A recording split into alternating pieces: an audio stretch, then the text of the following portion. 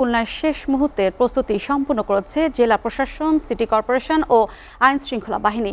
এবার ঈদের প্রধান জামাত অনুষ্ঠিত হবে নগরীর সার্কিট হাউস ময়দানে সকাল ৭টায়। আবহাওয়া প্রতিকূল হলে বিকল্পভাবে জামায়াত অনুষ্ঠিত হবে টাউন জামে মসজিদে। খুলনা থেকে রকিবুল ইসলাম মতির প্রতিবেদন।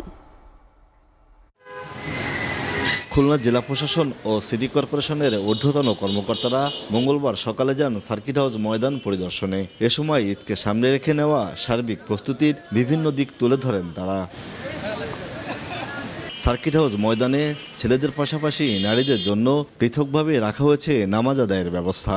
একই সঙ্গে নগরীর বিভিন্ন ওয়ার্ডে নির্মাণ করা হয়েছে অস্থায়ী প্যান্ডেল। সিটি কর্পোরেশনের তরফ থেকে আমাদেরকে একটি নির্দিষ্ট অংশ নির্ধারিত করে দেওয়া হয়েছে, যাতে মহিলারা ধর্মীয় রীতি মেনেই তারা সঠিকভাবে ঈদের নামাজ সম্পূর্ণ করতে পারেন। খুলনা সিটি কর্পোরেশন জানিয়েছে, কোরবানির বর্জ্য দ্রুত অপসারণ নগরীতে ১৪০টি স্থান নির্ধারণ করা হয়েছে।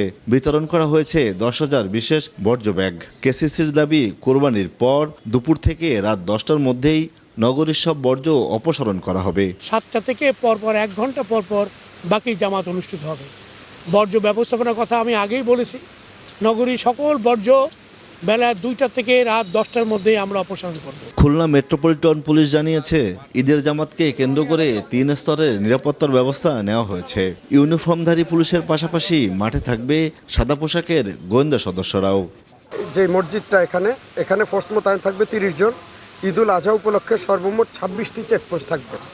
সার্কিট হাউস কেন্দ্রীয় চেকপোস্ট হচ্ছে, কেন্দ্রিক এখানে 6টি চেকপোস্ট থাকবে। র‍্যাব 6 জানিয়েছে, বিভাগের ১২৭টি পশুর হাটে চলছে বিশেষ নজরদারি।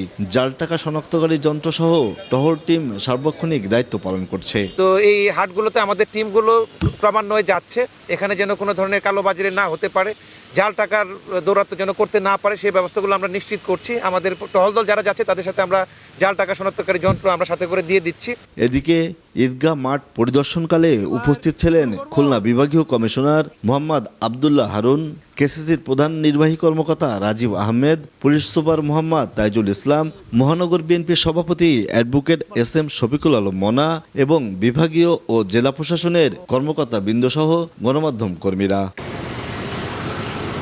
রকিবুল ইসলাম মতি, SATV, খুলনা।